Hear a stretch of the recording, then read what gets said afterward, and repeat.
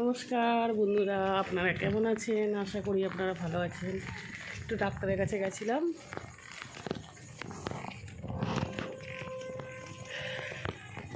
7টা বেজে গেছে, মনে হয় যেন কত রাত হয়ে গেছে।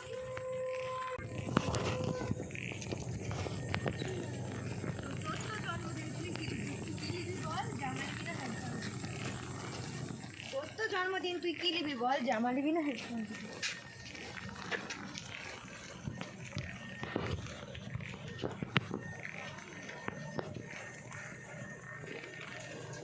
কি অন্ধকার। এখানে একটা পুকুর আছে।